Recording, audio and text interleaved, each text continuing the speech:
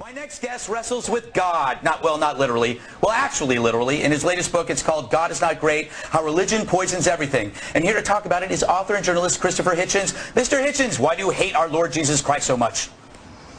Well, I can't hate anyone in whose existence I don't really believe, but I think one reason I do dislike him and the ghastly, aging, intolerant virgin who you just showed live from Brazil is he said that he eschewed the birth canal.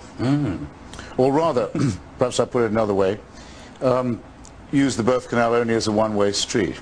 This is a thing that almost all religions have in common. There's something they hate about the genitalia, especially the female. I don't share this view. Well, that's a good point. But the thing is, if you hate religion because of it's the worst followers, it's like hating alcohol because there are drunks. No, it's not because of the worst followers. It's because the texts themselves say what they say. They say, take no thought for the morrow, for example, if it's the New Testament. Forget everything, leave your family, abandon your friends, just follow me because the world is coming to an end really soon and nothing else matters. That's not moral instruction. If it's the Old Testament, they say, as long as you can kill every other member of every other tribe, leaving only the virgin females of the other team as captives for purposes unstated, then you'll get to the promised land. That's not moral teaching either. You don't need to be an extremist or a fundamentalist to say, well, that is what the religion actually says. Islam says, not the Quran itself, but the Hadith, equally respected, says, someone tries to leave the religion, kill him. He's dead as an apostate. The fundamentalists have the original texts on their side. As long as these texts are respected, we're always in danger of a revival of the most poisonous, toxic, horrible stuff. But Christopher, not all religions are relative. I mean, we don't. My mother doesn't fly planes into buildings. She just goes to church on Sunday. Which church is that? St. Gregory's, Catholic Church. Well, so she thinks that, right, diplomatic. And I'm sure if you asked her, she would not say that she thinks that the souls of unbaptized children go to limbo. She probably doesn't think that, does she? But she was told that it was true and forced to believe it for centuries when millions of grieving parents thought that damn, I didn't get the kid baptized in time, it died so soon, now it's in limbo forever. The church told them this wicked thing. This Pope you just had on the screen only took that back 2 weekends ago, said actually we don't think that anymore. How can they say it? It was a real place for millions of people. This is an evil, cruel teaching. By the way, having said that they got something so big, so wrong, you notice they're ready to be infallible all over again. Maybe she goes to St. Gregory's for the company. I have no idea. I think she probably does. If she goes for the religion, she's going to a place that preaches wicked things. That same church says AIDS in Africa is of course very bad, but not as bad as condoms in Africa would be. Let's just get away from religion and let's talk about God. I believe in God because I figure if I'm wrong, I won't know. I'm kind of like hedging my bets. Isn't that the way most people believe in God, is because they figure if they don't believe it and they're wrong, they're screwed. If they believe it and they're right, they win. That is what's known as Pascal's wager. Now, in my book, which you kindly featured, I restate the wager. I say, look, suppose I check out, and I've been wrong all along, and I'm suddenly in front of some chap who can sort of bar my way to the gates of paradise, where, of course, I want to go, because who wouldn't want to live for an eternity just praising God as if he was Kim Il-sung? Mr. Leave that to one side. Christopher, we got to roll. And he says, what the hell? And I say, look, you didn't give me enough evidence. You got it. Wouldn't he be nicer to me than if I'd been a hypocrite? All right, that's good. That's where we got to end it, Mr. Hitchens. Thank you for being on the show. The fact is, many of the people in church don't draw their comfort from Shakespeare and Dostoevsky. They draw it from Scripture and from their faith. And for those people, they only have one book, the only book that really means anything to them. And books and earthly authors are not enough for most people to draw comfort. And so maybe, can't we just acknowledge the fact that religion plays a profoundly important role in the lives of people? Oh, I'd have no difficulty in acknowledging that at all. I mean, Martin Luther did say, it was one of his proudest statements, I am a man of one book. Loyola says we sacrifice the intellect to God. Again, why am I supposed to respect these appalling sayings, but I mean, every year on the Feast of Eid, which is roughly the same, the Muslim version, well, it's exactly the same story, but it's celebrated with even more fanaticism. People kill a sheep in praise of Abraham's willingness to conduct a human sacrifice on his son. They think that's the most wonderful moral story they can think of. Now, here's where I part company. I don't think that someone's willingness to slaughter his son because he's hearing voices in his head is a great example of moral suasion. And maybe there's something I'm missing here. But I have a terrible feeling that those who do think that that surrender, that willingness to commit murder, to commit infanticide under a psychopathic delusion is a sign of virtue. And if that was not the case, I would not have had to write a book showing that religion is a root of evil, which it is, as I've just demonstrated. Thank you.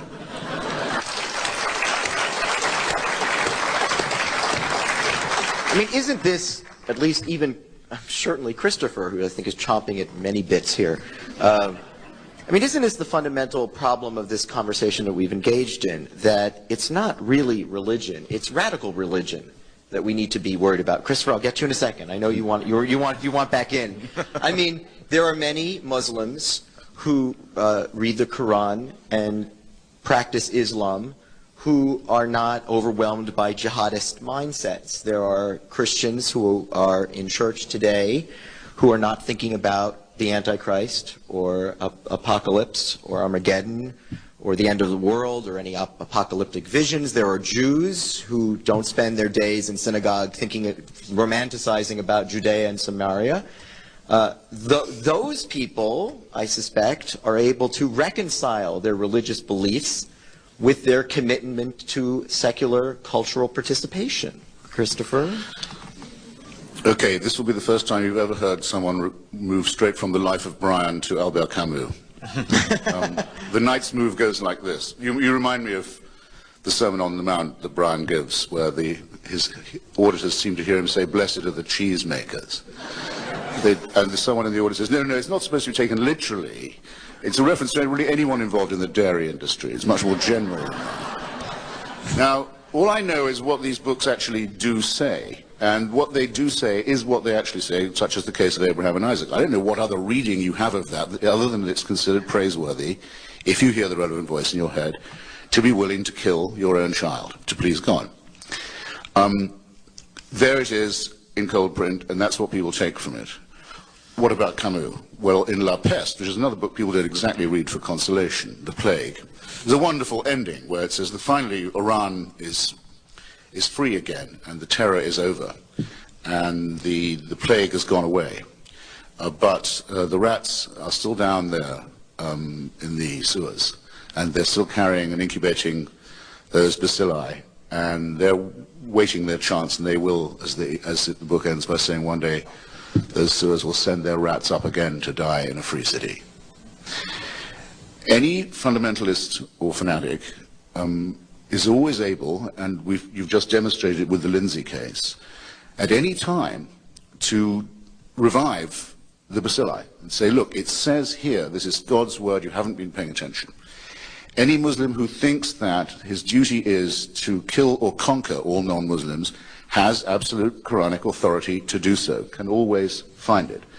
Is this book the word of God or not? I think self-evidently not. It's a very inept plagiarism of Judaism and Christianity, as is almost the whole of the Islamic canon. But there is the authority. Does the Al-Azhar Mosque, the spiritual headquarters and intellectual HQ of Sunni Islam in Cairo, has it yet issued a denunciation saying it is not permitted to Muslims, it is haram to blow up the mosques of their co-believers, the Shia in Iraq? No, it has not done so. This is uncondemned. I'll give you countless other examples. And finally, on this point of the most overrated thing of all, I think, ecumenicism. Some of you may remember when my friend Salman Rushdie was issued a death sentence and a life sentence in the same moment by the unelected, theocratic dictator of a foreign state who suborned murder in his own name for money for the crime of writing a novel. Probably you remember it. There were those who said the problem was the ability of a foreign theocrat to suborn money for murder in his own name. And there were those who said, no, the problem is Salman Rushdie has written a profane novel. Listed in the second column were His Holiness the Pope, the Cardinal Archbishop of New York City, the Archbishop of Canterbury, the Chief Rabbi of Israel. All said the problem here is blasphemy, not incitement to murder. When the chips are down, I apologize for the vulgarism, when push comes, as it does, to shove, that is the form ecumenicism takes. The same with the attempt to make it a capital crime to draw a cartoon in Denmark. What does the Vatican condemn? After the embassies of a small democracy have been burned, its diplomatic immunity violated, its citizens attacked, a deliberate attempt made to destroy its economy by boycott and sabotage. What does the Vatican condemn? The cartoons. This is the religious mentality, and I'm sorry to have to keep saying it, it needs to be opposed. We need to have inoculation against plague, not the spread of a more gentle version of it. Thank you. Our next speaker is Christopher Hitchens. He's arguing against the motion. Christopher Hitchens is British by origin, but he has spent most of his working life in the United States. He is a writer, journalist and commentator, particularly well known for his trenchant and views and very original thinking. He works on Vanity Fair magazine, where he memorably wrote a less than complimentary profile, I would have to say, Christopher, of the late Mother Teresa. So, Christopher Hitchens, let us hear what you have to say. Your time starts now. Please make your way to the podium.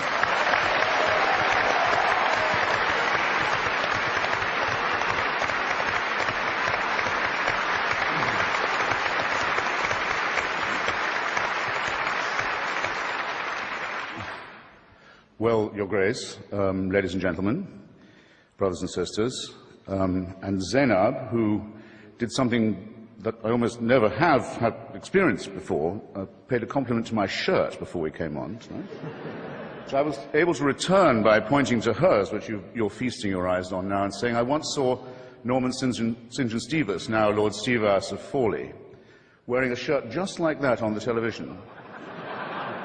And he was asked by his interviewer, gosh, what a lovely shirt, where did you get it? And Stevas said, do you really like it? He said, I call it sort of crushed cardinal. I might add, in the spirit of fraternity, which I'm sure will inform this entire soiree, that the mere existence of Lord Stevas of Fawley is testimony to the breadth of the church. Now, I'm sorry, though, to have to begin by disagreeing with His Grace. If you're going to be a serious grown-up person and appear to defend the Catholic Church in public in front of an educated and literate audience, you simply have to start by making a great number of heartfelt apologies and requests for contrition and forgiveness. Now, you might ask, you're fully entitled to ask, brothers and sisters, who am I to say that? Well, in the Jubilee Millennium Year of 2000, the Vatican spokesman, Bishop Piero Marini, said, explaining a whole sermon of apology given by His Holiness the Pope, that was supposed to cover the entire history of the Church in its Jubilee year, that, I'll quote Bishop Marini directly, he said, given the number of sins we've committed in the course of 20 centuries, reference to them must necessarily be rather summary.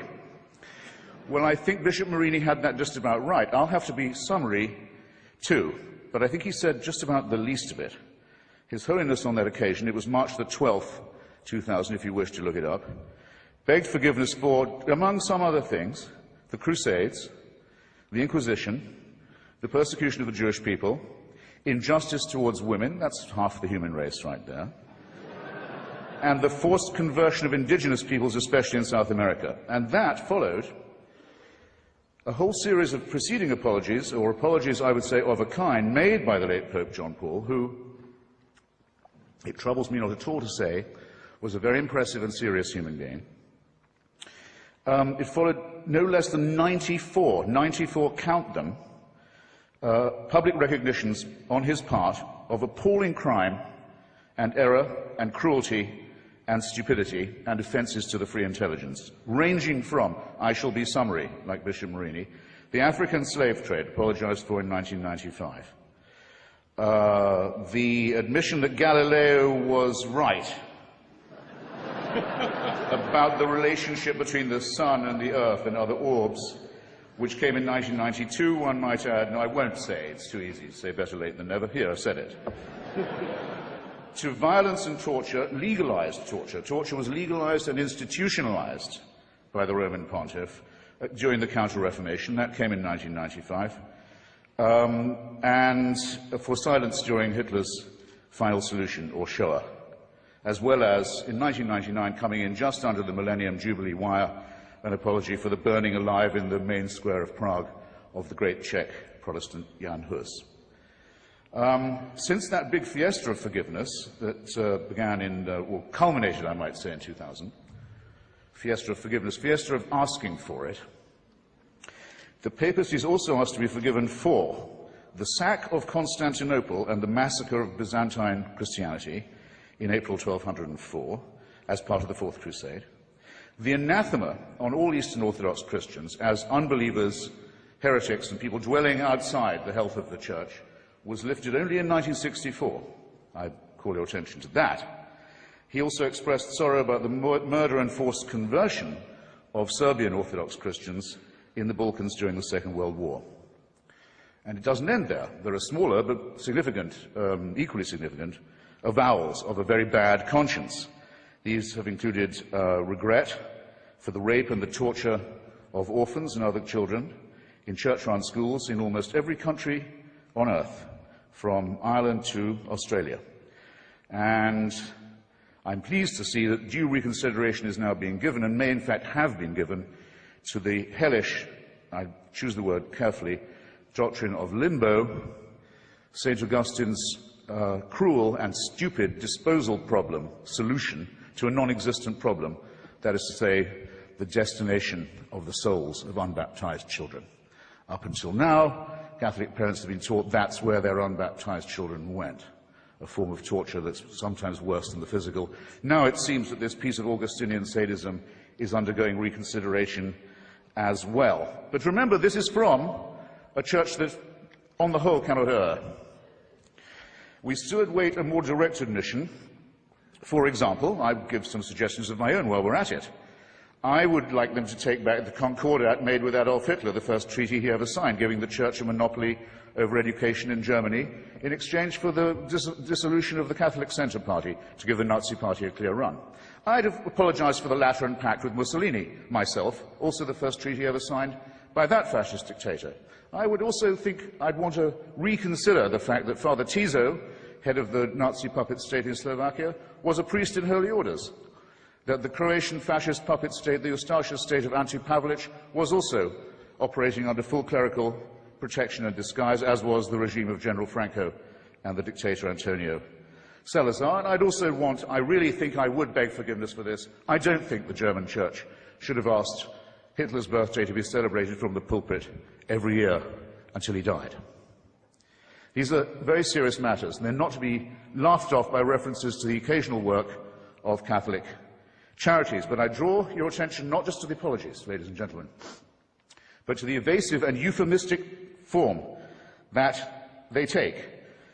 Joseph Ratzinger, the current Pope, considered by some, by Catholics, to be the Vicar of Christ on earth, says of Indians, of the Indians who were massacred in the course of conversion in Brazil, after the apology had been made to them, he said, nonetheless, it must be remembered that before we came to convert them, they were silently awaiting the arrival of the Church. I don't think that's a very genuine kind of apology to you. In his comment, one of the few he's made, on the institutionalization of rape and torture and maltreatment of children in Catholic institutions, he has said, it's a very severe crisis which involves us, he said, in the following: in the need for applying to these victims the most loving pastoral care. Well, I'm sorry. They've already had that.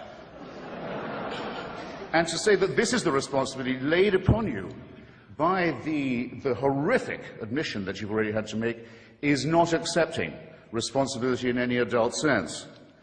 When I say child abuse was institutional, how dare I say so? How can I prove it? How can I prove such a thing?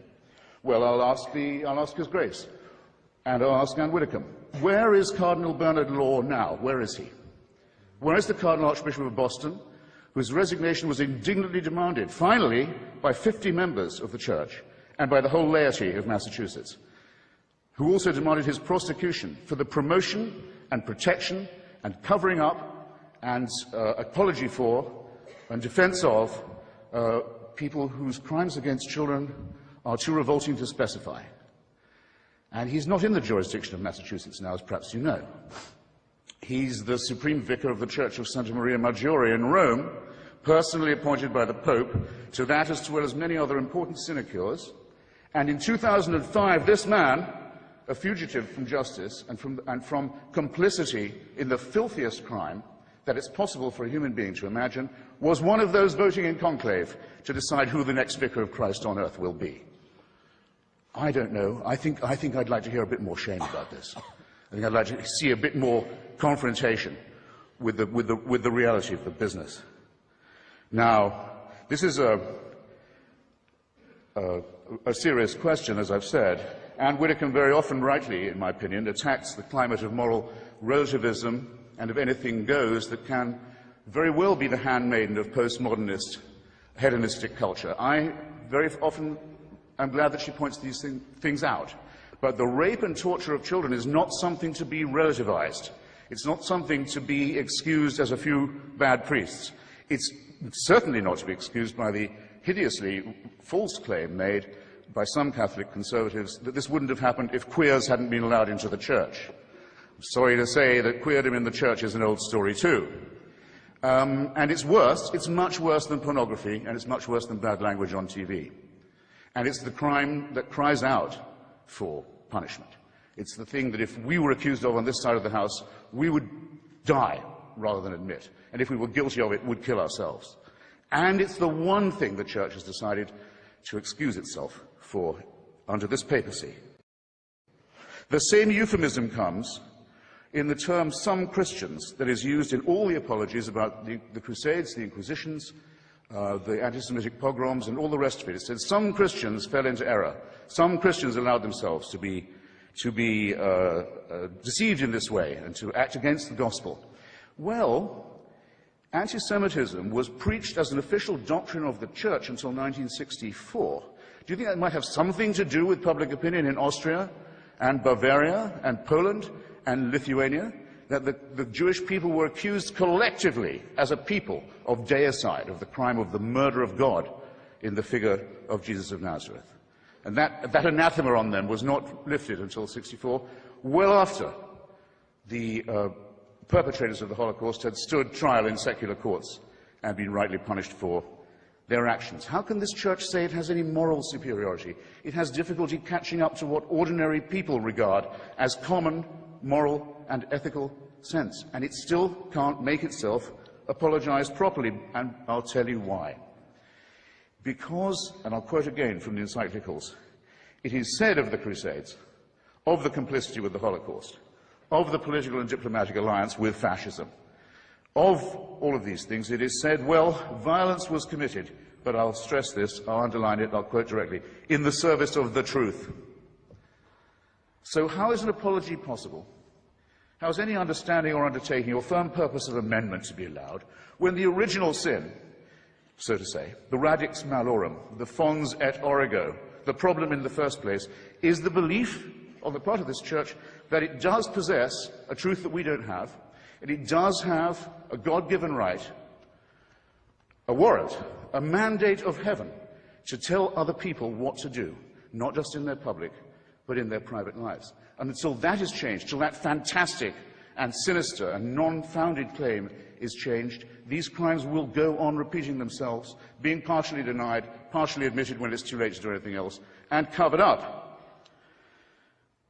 Behind all these crimes and miseries is the denial of what we on this side of the House affirm, which is that the only little candle of hope that our species does possess, our poor, bare, forked, primate, mammalian species, of whom you have two such splendid examples on this side of the House and not bad on the other tonight, is the unfettered intelligence, the method of free inquiry in philosophy and in science, and the refusal to admit that any one person can tell you not to do that. It's the one thing I might say, I think, is, if not sacrosanct or sacred, is, shall we say, essential. And the Church has always stood, and still stands, against it. Now, in the little time remaining to me, I'll just propose a few more apologies that we might hope to hear in the immediate future. Because there'll come a time when the Church will issue apologies and explanations and half-baked appeals for forgiveness for things it's still doing. The readmission as a bishop of Roger Williamson, a member of Marcel Lefebvre's fanatical, hysterical breakaway sect, so-called Society of St. Pius X. Roger Williamson, found hiding in a reactionary, quasi-fascistic establishment in Argentina, has long been a believer that, I'll put this shortly, that the Holocaust did not occur, but the Jews did kill Christ. In other words, genocide no, deicide yes. He was quite rightly excommunicated some years ago, along with several other members of his ratbag organization. But Joseph Ratzinger's invited him back into the communion because to him, having this man, this liar, this fraud, this racist, in the Church is more important, because it's church unity, than the things that he said and done and continues to stand for. Is this not a crying scandal? I think that there will be an apology for what happened in Rwanda, the most Catholic country in Africa, one of the most Catholic countries in the world, where priests and nuns and bishops are on trial for inciting from their pulpits and on the church's radio stations and newspapers the massacre of their brothers and sisters.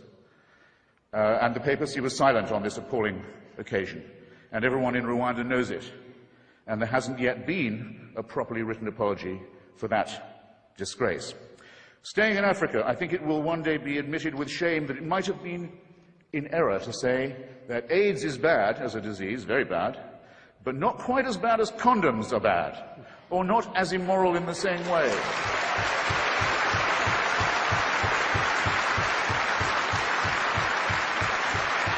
I say it in the presence of His grace, and I say it to His face. The preachings of His Church are responsible for the death and suffering and misery of millions of His brother and sister Africans, and He should apologize for it. He should show some shame.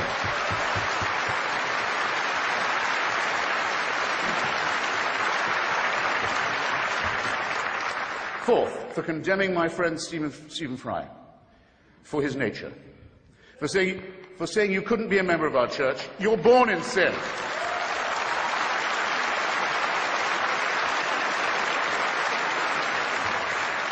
There's a revolting piece of casuistry that's sometimes offered on this point. Yeah, we hate the sin only. We love the sinner. Stephen is, I'm sorry to say, not quite like other girls. It's his nature. Actually, he is like other girls in that he's, when I last checked, absolutely boy mad. He's not being condemned for what he does, he's being condemned for what he is. You're a child made in the image of God. Oh, no, you're not. You're a faggot. And you can't join your church and you can't go to heaven. This is disgraceful. It's inhuman. It's obscene. And it comes from a clutch of hysterical, sinister virgins who've already betrayed their charge in the children of their own church. For shame! For shame! And finally, under this Pope, as if it wasn't bad enough to try and restore the Latin Mass to gratify the mad, fascistic followers of Archbishop Lefebvre, but to begin again to offer remission of sin, as Bishop Ratzinger, the Pope, I'll call him the Pope for heaven's sake, wants to do. If you come to a Catholic youth festival in Sydney, Australia, where I just was, you'll get a certain remission from purgatory or hell. It may be temporary. If you come a lot and you give a lot, you'll get possibly permanent remission from the eternal punishment that they don't know any more about than you and I do. This is the sale of indulgences blatantly, openly. It's the same temptation that was offered to those who set off on that fourth crusade that's just been apologized for, and killed all the Jews of Europe on their way, sacked Byzantine Christianity when they got to Constantinople, and then went on to massacre the Arabs and Muslims. They were offered paradise if they died committing these terrible crimes against humanity.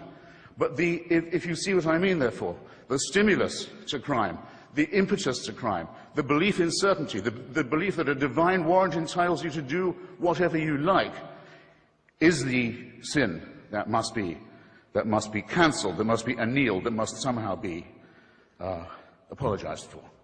Now, I don't wish any. That's perfect timing. I don't wish any ill on any fellow primate or mammal of mine, even if this primate or mammal claims to be a primate in possession of a secret that's denied to me. I can forgive even that because I live in a country where their reign doesn't run, their writ doesn't apply, and they can't burn me and silence me and censor me any more than they can tell my wife that she can't use contraception, or any more than they can really tell Stephen that he's a beast. So I don't at all look forward to the death of Joseph Ratzinger. I don't. Or any other pope. Not really. Except for one tiny reason which I ought to confess and share with you. When he dies, there's quite a long interval till the conclave can meet. Maybe Cardinal Law will still be on it, to pick another pope. Sometimes it goes on for months till they get the white smoke.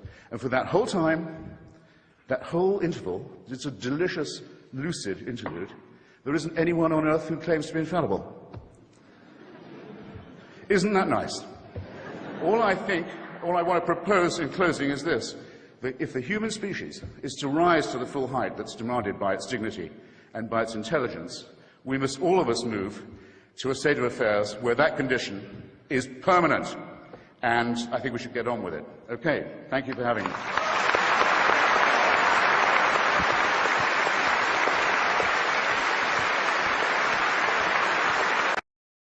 You have written that God is a psychotic delinquent invented by mad, deluded people. No, I didn't say quite that. I said something rather better than that. Oh, well, please tell us what you said. Please tell us what you said. Well, I would have to read it from the book. No, please. The God of the Old Testament is arguably the most unpleasant character in all fiction. Jealous and proud of it, a petty, unjust, unforgiving control freak, a vindictive, bloodthirsty ethnic cleanser, a misogynistic, homophobic, racist, infanticidal, genocidal, filicidal, pestilential, megalomaniacal, sadomasochistic, capriciously malevolent bully. So that's what you think of God? Yeah. How about if people believed in a God of infinite lovingness and kindness and forgiveness and generosity, sort of like the modern day God? Why spoil it for them? Why not just let them have their fun and enjoy it? I mean, I don't want to spoil anything for anybody. I write a book, people can read it if they want to. I believe that it is a liberating thing to free yourself from primitive superstition. So religion is a primitive superstition? Oh, I think it is, yes. So you believe it's liberating to tell people that there is no God? I think a lot of people, when they give up God, feel a great sense of release and freedom. Why do you think that? I mean, what's your dad? What's your scientist? What's your data? I think, well, I've had a lot of letters saying that, and There are 8 billion people in the world, Dr. Dawkins. How many letters have you had? No, I haven't done that. That's quite true. Professor Dawkins seemed so convinced that God doesn't exist that I wondered if he would be willing to put a number on it. Well, it's hard to put a figure on it, but I mean, I'd put it as something like, 99% against or something. Well, how do you know it's 99% against, say, and not 97%? No, I did. You asked me to put a figure on it, and I'm not comfortable putting a figure on it. I just think it's very unlikely. What? But you couldn't put a number on it? No, of course not. No. So it could be 49%. Well, it would be. I mean, I think it's unlikely, but it's quite far from 50%. How do you know? I don't know. I mean, I put an argument in the book. Well, then who did create the heavens and the earth? Why do you use the word who? You see, you immediately beg the question by using the word who. Well, then how did it get created? Well, by a very slow process. Well, how did it start? Nobody knows how it started. We know the kind of event that it must have been. We know the sort of event that must have happened for the origin of life. What was that? It was the origin of the first self-replicating molecule. Right, how did that happen? I told you we don't know. So you have no idea how it started? No, nor has anybody. Nor has anyone else. What do you think is the possibility that intelligent design might turn out to be the answer to some issues in genetics or in evolution? It could come about in the following way. It could be that at some earlier time, somewhere in the universe, a civilization evolved by probably some kind of Darwinian means to a very, very high level of technology and designed a form of life that they seeded onto, perhaps this planet. Now, that is a possibility and an intriguing possibility. And I suppose it's possible that you might find evidence for that if you look at the details of biochemistry, molecular biology. You might find a signature of some sort of designer. Wait a second. Richard Dawkins thought intelligent design might be a legitimate pursuit? And that designer could well be a higher intelligence from elsewhere in the universe. Well, but that higher intelligence would itself have had to have come about by some explicable or ultimately explicable process. It couldn't have just jumped into existence spontaneously. That's the point. So Professor Dawkins was not against intelligent design, just certain types of designers, such as God. So the Hebrew God, the God of the Old Testament, he doesn't exist in your view? Certainly. I mean, that would be a very unpleasant prospect. And the Holy Trinity of the New Testament, nothing like that. Do you believe in any of the Hindu gods? Like Vishnu? How can you ask such a question? You don't, right? How could I? I mean, why would I, given that I don't believe in any others? You don't believe in the Muslim God? No. I mean, why do you even need to ask? Well, I just wanted to be sure. So you don't believe in any God anywhere? Any God anywhere would be completely incompatible with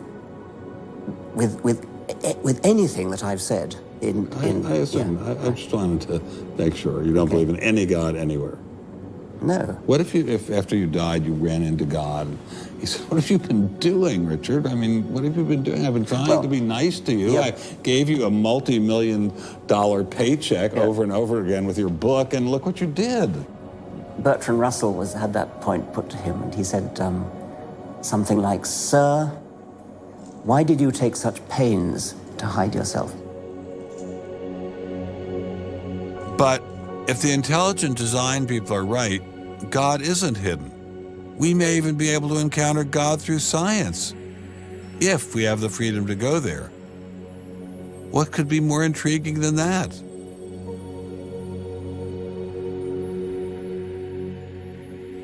We take freedom for granted here in the United States. Freedom is what this country is all about. And a huge part of freedom is freedom of inquiry. But now, I'm sorry to say, freedom of inquiry in science is being suppressed. Behind me stands a wall that encircles the free sectors of this city, part of a vast system of barriers. There are people out there who want to keep science in a little box where it can't possibly touch a higher power, cannot possibly touch God. Those barriers cut across Germany in a gash of barbed wire, concrete, dog runs, and guard towers. If you believe in God, and you believe that there is an intrinsic order in the universe, and you believe that it's the role of science to try to pursue and understand better that order, you will be ostracized. I'm frightened by this, but I'm not going to let it stop me from investigating and from speaking. The wall cannot withstand freedom. What I'm asking for is the freedom to follow the evidence wherever it leads. My hope is that there'll be enough independent thinking scientists who don't like to be told what to think. People on both sides of the argument being prepared to talk and listen. And above all, a willingness to keep these dialogues open. It might allow a lot of very good scientists to be scientists who aren't being allowed to be scientists right now. I don't care what they end up as being. I don't care if they end up being religious, a young earth creationist. If they have thought their way through the issues and get there, I'm all for them. And why do I think we're going to win in this struggle? Because truth crushed to earth will rise again. To find out what's true has a value all of its own. If it has additional good consequences, so be it. Because no lie can live forever. And I believe that science gives us one perspective on the world, and our religious insight gives us another perspective on the world. And by putting the two together, they will see more deeply and more truly. And if we will stand up for freedom, freedom is the victor. And if we all do that, we will overcome.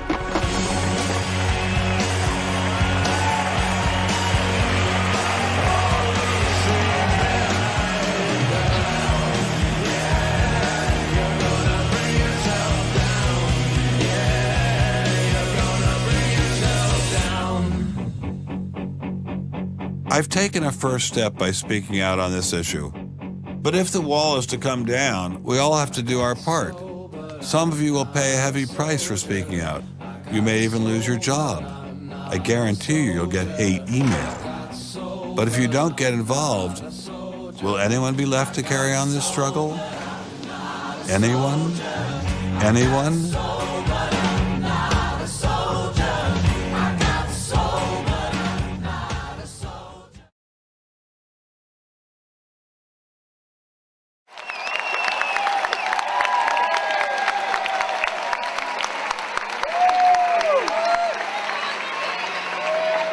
I was at first as outraged as everybody else by the Pope's opening remarks as soon as he landed in Edinburgh, blaming atheists for the atrocities of Hitler and the others of the 20th century.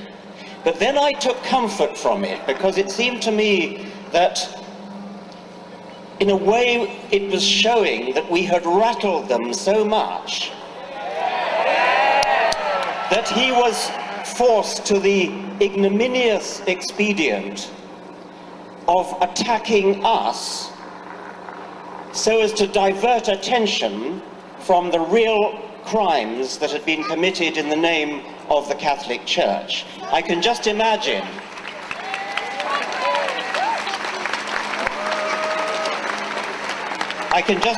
the discussions in the corridors of Vatican power. How are we going to distract them from buggering boys? And the answer came, why don't we attack secularists? Why don't we attack atheists? Why don't we blame them for Hitlerism? Adolf Hitler, was a Roman Catholic. He was baptized, he never renounced his baptism. The figure of 5 million British Catholics is presumably obtained from baptismal figures. I don't believe a word of it. I don't believe there are 5 or 6 million British Catholics. There may be 5 or 6 million who have been baptized, but if the Church wants to claim them as Catholics, then they have to claim Hitler as a Catholic.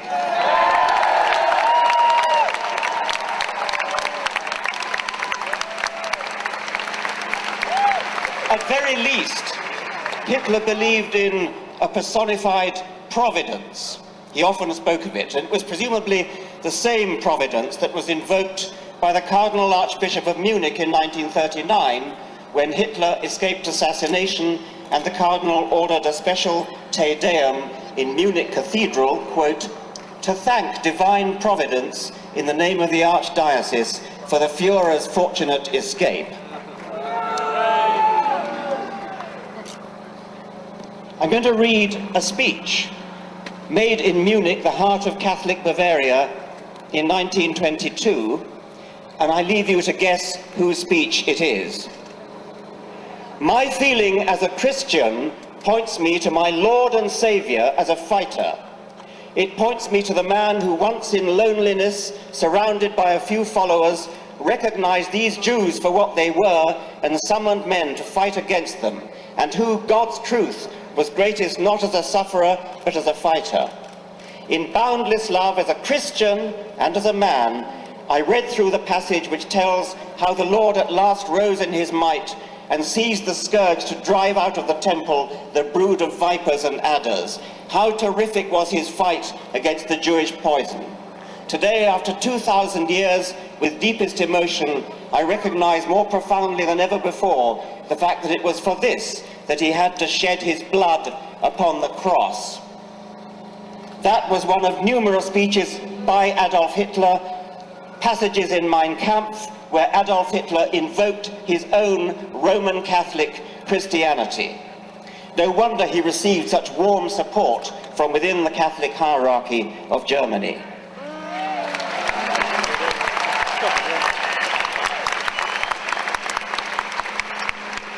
Even if Hitler had been an atheist, as Stalin more surely was, how dare Ratzinger suggest that atheism has any connection whatsoever with their horrific deeds?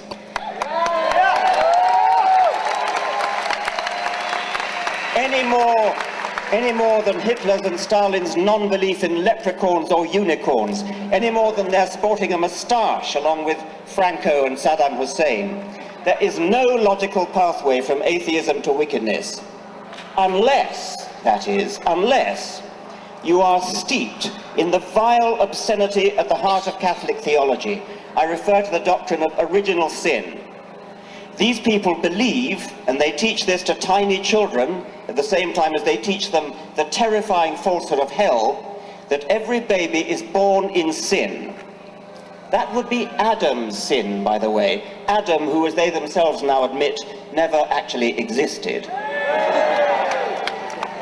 Original sin means that from the moment we are born, we are wicked, corrupt, damned, unless we believe in their God, or unless we fall for the carrot of heaven and the stick of hell. That, ladies and gentlemen, is the disgusting theory that leads them to presume that it was godlessness that made Hitler and Stalin the monsters that they were. We are all monsters unless redeemed by Jesus.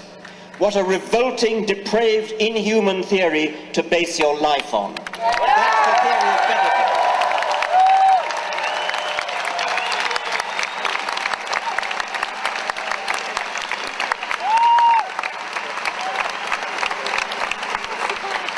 Joseph Ratzinger is an enemy of humanity. He's an enemy of children whose bodies he's allowed to be raped and whose minds he is encouraged to be infected with guilt. It's embarrassingly clear that the Church is less concerned with saving child bodies from rapists than with saving priestly souls from hell, and most concerned with saving the long-term reputation of the Church itself. He's an enemy of gay people, bestowing on them the sort of bigotry that his church used to reserve for Jews before 1962. He's an enemy of women, barring them from the priesthood, as though a penis were an essential tool for pastoral duties.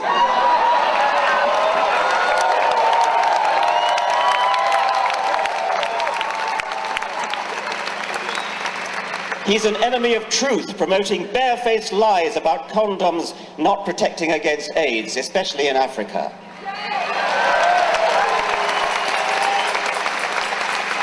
He's an enemy of the poorest people on the planet, condemning them to inflated families that they cannot feed, and so keeping them in the bondage of perpetual poverty.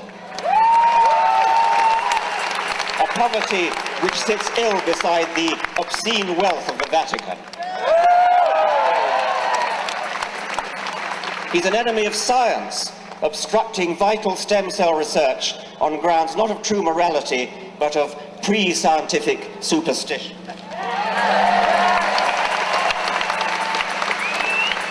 Ratzinger is even an enemy, he's even an enemy of the Queen's own church, arrogantly dissing Anglican orders as, quote, absolutely null and utterly void, while at the same time shamelessly trying to poach Anglican vicars to shore up his own pitifully declining priesthood.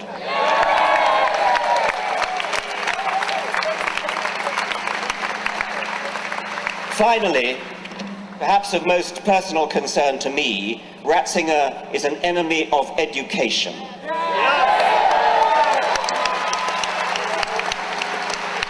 Quite apart from the lifelong psychological damage caused by the guilt and fear that have made Catholic education infamous throughout the world, he and his church foster the educationally pernicious doctrine that evidence is a less reliable basis for belief than faith, tradition, revelation, and authority. His authority.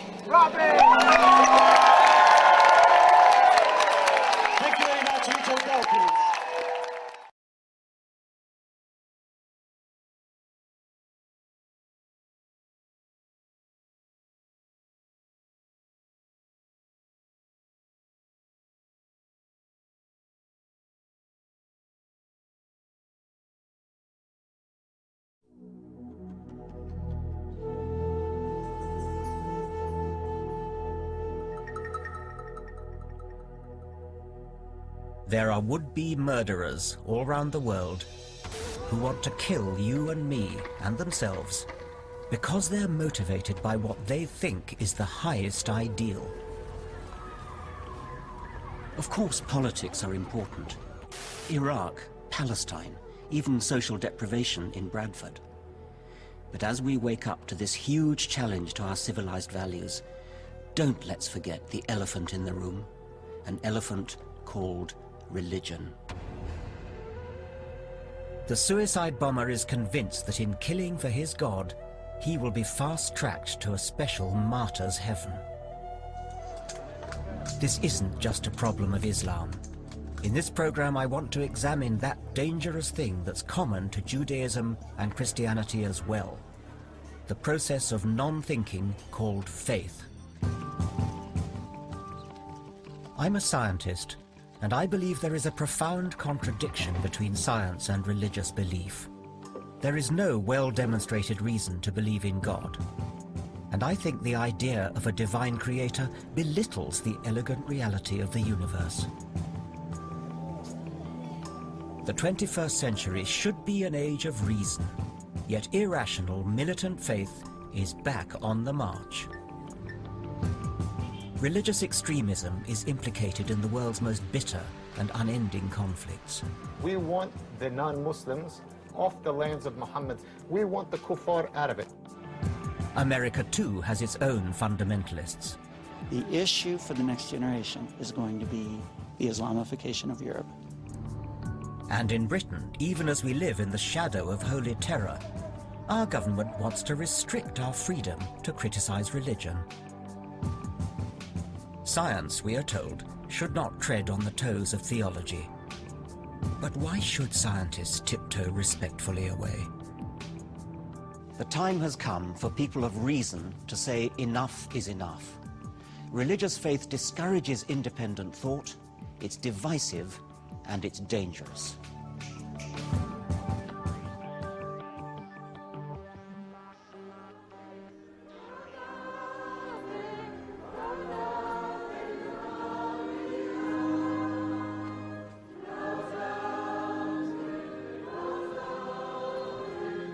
It looks lovely, doesn't it? Inoffensive and gentle. But isn't this the beginning of that slippery slope that leads to young men with rucksack bombs on the tube? If you want to experience the medieval rituals of faith, the candlelight, incense, music, important-sounding dead languages, nobody does it better than the Catholics. At Lourdes, in southern France, the assault on the senses appeals to us not to think, not to doubt, not to probe.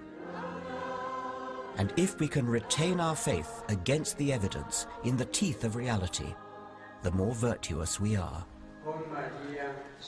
Pretty impressive sight, isn't it? I could imagine finding it very seductive.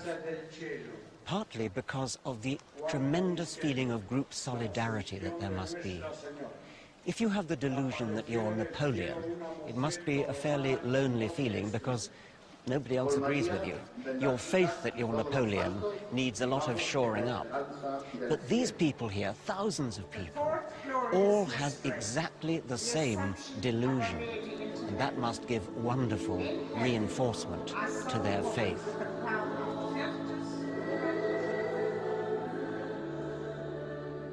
I used to think reason had won the war against superstition, but it's quite shaking to witness the faithful droves trooping through Lourdes.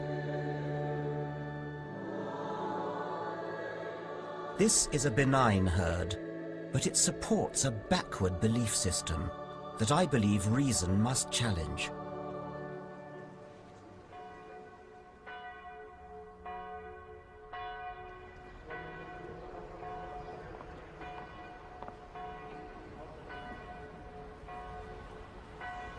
Daylight reveals more of this shrine, where a myth is perpetuated that a virgin who gave birth, Christ's Mother Mary, appeared here once to an impressionable, and I do mean impressionable, young girl.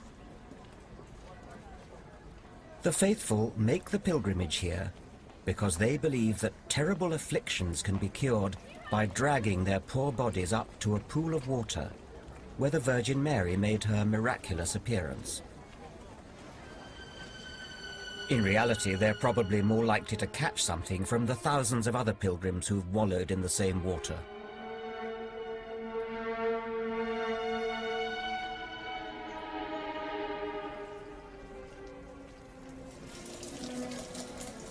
Is it something that Catholics feel they ought to do in their life, rather like Muslims going on the Hajj to Mecca? Well, yes, but you don't have to be a Catholic to do it, you see. No. I mean, any religion can come, because I know Yes. quite a few people that are not Catholics at all, and they have been... yeah. Yes.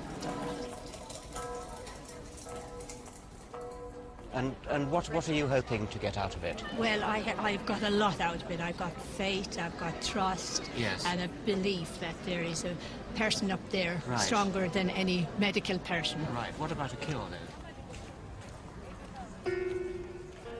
It may seem tough to question these poor, desperate people's faith. But isn't bracing truth better than false hope? What is the evidence for any miracles? There are actually 66 declared miracles. There are about 2,000 unexplained cures here. But then we would say there are millions of people who have been healed in different ways. Healed in some sort of mental way? Healed in spiritual way, or people who have come to terms with their own particular situation. People who have rediscovered God in their lives again. People who have received a new grace here in Lourdes. So you tend to get about 80,000 per year who There are come about 80,000 sick pilgrims who come Yes. here every year. That's been going on for more than a century now, for a Yes. century and a half. Yes. So 80,000 per year, and of those, 66 have been cured. Correct. I'm just, you see the way I'm thinking. Yeah. So the hard fact is that over the years, with their millions of pilgrims, there have been 66 supposed miracles. Statistically, it adds up to no evidence at all. I can't help remarking that nobody has ever had a miraculous regrowing of a severed leg. The cures are always things that might have got better anyway. People lean on their faith as a crutch, but I fear the comfort it provides is a shallow pretense. And I want to look at how the suspension of disbelief inherent in faith can lead to far more dangerous ideas beyond. People like to say that faith and science can live together side by side, but I don't think they can. They're deeply opposed. Science is a discipline of investigation and constructive doubt, questing with logic, evidence and reason to draw conclusions. Faith, by stark contrast, demands a positive suspension of critical faculties. Science proceeds by setting up hypotheses, ideas or models, and then attempts to disprove them. So a scientist is constantly asking questions, being skeptical. Religion is about turning untested belief into unshakable truth through the power of institutions and the passage of time.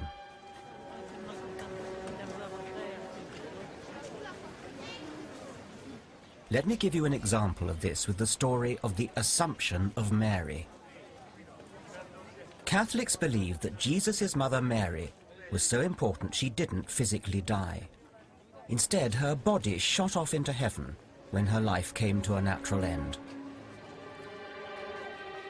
Of course, there's no evidence for this. Even the Bible says nothing about how Mary died. The belief that her body was lifted into heaven emerged about 6 centuries after Jesus' time, made up like any tale and spread by word of mouth. But it became established tradition. It was handed down over centuries. And the odd thing about tradition is that the longer it's been going, the more people seem to take it seriously. It's as though sheer passage of time makes something that was to begin with just made up, turns it into what people believe as a fact. By 1950, the tradition was so strongly established that it became official truth. It became authority. The Vatican decreed that Roman Catholics must now believe in the doctrine of the Assumption of the Virgin. Now, if you had asked Pope Pius XII how he knew it was truth, he would have said you had to take his word for it because it had been revealed to him by God. He shut himself away and thought about it. He just thought private thoughts inside his own head and convinced himself, no doubt on tortuous theological grounds, that it just had to be so. None of this is particularly harmful when it is limited to the Virgin Mary going to heaven. But what about the Pope's personal convictions when it comes to, say, discouraging the use of condoms in AIDS-ridden Africa? Then the power of the Church through tradition, authority, and revelation comes with an appalling human cost. It would be unfair to pick on the Catholics. All religions are up to the same tricks. It could be Muslim imams issuing fatwas. It's the same principle. It's issued by the authority, it then passes down through the ranks to parents, to children, and all without a shred of evidence.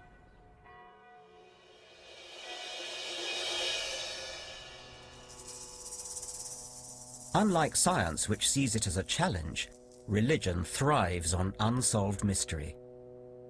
For early humanity, what was mysterious and unexplained was so vast that only an equally vast higher being, an alpha male in the sky, could fill that gap.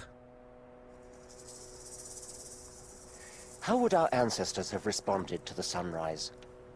There must be a fiery charioteer, a sun god to accept our sacrifices, a supreme being who, on the first day of creation, announced, "Let there be light." But scientific investigation has rolled back that mystery. Today we know the sun is a giant nuclear reactor, one of billions of stars pumping out electromagnetic radiation, heat and light. How do scientists know the things that they know about the world and the universe? How do we know, for instance, that the Earth is 4.5 billion years old, and that it orbits the sun that nourishes it?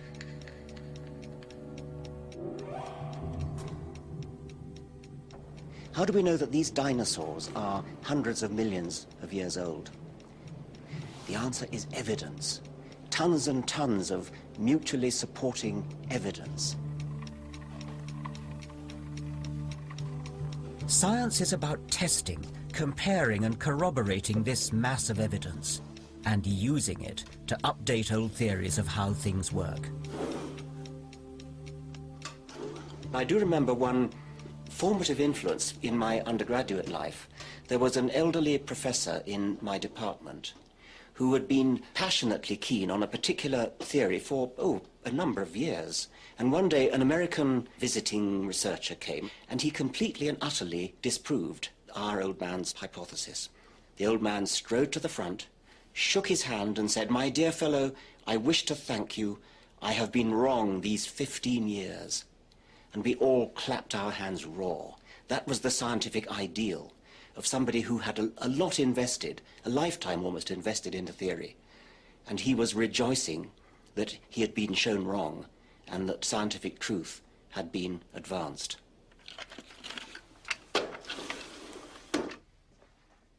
So what does the overwhelming evidence of all these fossils tell skeptical science?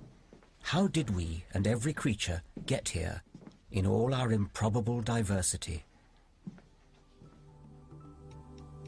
In past centuries, humanity had no choice but to resort to a supernatural hypothesis. Among the many creation myths around the world, the book of Genesis imagined a designer God who fashioned the world and life in